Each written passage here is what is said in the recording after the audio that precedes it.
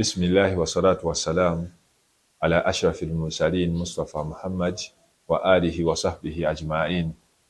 Tumutendereza Allah era ne tumusaba se ebyengera bine emirembe w'ekitiibwa Nabi Muhammad sallallahu alayhi wa sallam. Abatulaba era abatuwuliriza abalungi tubeerenga tufaayo nnyo okulaba nga tukola ku sunna, muzimu ku sunna nga ze sunna za wakiba Allah subhanahu wa ta'ala. Nga muzimu ku sunna ezo wakiba Allah subhanahu wa ta'ala emu ku yo gyenjagadde okubeera nga tutunulako mu kaseera kano akafunda ye sunna egamba nti before nga tonaba kubeera nti osaba wakiba Allah subhanahu wa ta'ala abeeko n'ekirungi kyonna kyakukolera. Olina ebizibu byo oyagala Allah abeerenga intaani akuwaamu obulungi, obanga olina ebirungi byoyagala Allah akukolere, beera nga okola sunna ya wakiba Allah subhanahu wa ta'ala gyabeera nga atutegeeza mu Qur'an ey'ekitiibwa, era nga nakyo kyali kyafaayo kya Nabbi Musa alayhi salatu wassalamu. Nabbi Musa alayhi salatu wassalamu wamaliza okubeera nga avudde mu lubiri lwa Falaawo nga bamuwaŋŋangusizza agenze ku kyalo ky'atamanyi eky'e Madiyana.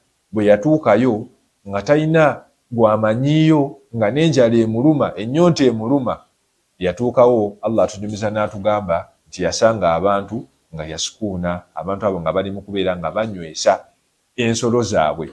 Wajada min dunihima mraataini taduudaani, naye yasangawo abawala ba mirundi ebiri nga tebali mu kubeera nga banywesa. Kyava yababuuza n'abagamba nti ma khatulukuma, mwate lwaki temukola ki? Temunywesa. Babeera nga bamutegeeza ne bamugamba nti mazima ddala taata waffe musajja mukadde tasobola kujja kubeera nga akola ki? Nga anywesa ensolo zaffe zino. Ate agavubuka agaaliwo nga we gamaliriza okubeera nga ganywesezza, gakwata ekinnya ne gabeera nga gakola ki? Nga gakissa ku luzzi luno. Allah atutegeeza n'atugamba nti fasaka lahuma, Nabbi Musa alayhi salatu wassalamu yabeera nga anywesezaako abawala bano ensolo zaabwe. Thumma tawalla ila dhilli, n'abeera nga akwata ekkubo. We yamala okubanywesezaako n'agenda mu kisiikirize we yatuula, faqaala, n'ayogera ebigambo bino n'agamba nti rabbi inni lima anzalta ilayya min khairin fakir. Ayi Allah, nze mu kaseera kano ebizibu binsuseeko bingi, n'enjala mpulira ennuma, naye kyonna ky'onaaba oleese mu birungi wakiba Allah subhanahu wa ta'ala mazima ddala nze ndi mwetaavu. Allah yabeera nga ayanukula edduwa ye. Kyekiri kyensookeddeko okubategeeza nti nno before nga tonaba kubeera nga osaba wakiba Allah subhanahu wa ta'ala, gwe olina omuntu olina gwe wali oyambyeyo, sooka oyambe omale obeeko ne wootuula osabe wakiba Allah subhanahu wa ta'ala, ajja kubeera nga akuwa. Allah atutegeeza n'atugamba nti omuwala omu yajja tamshi ala stihiya'in, yajja nga atambula mu mbeera nga muwala atambula ng'omuntu eyakuzibwa obulungi, n'abeera nga amutegeeza n'amugamba nti inna abi yad'uka liyajziyaka ajra ma sakaita lana, taata waffe akuyita abeere nga akuwa empeera olw'okubeera nti watuyambyeko okulaba nti otunywesezaako ku nte zaffe oba ku nsolo zaffe. Allah atutegeeza n'atugamba nti bwe yatuukayo n'abeera nga amunyumiza ebyaliwo, yamugamba nti la takhafu, totya, tonakuwala, najawuta min alqawmi adh-dhalimin, omaze okubeera ng'owona ekibinja ky'abantu abalyazaamaanya.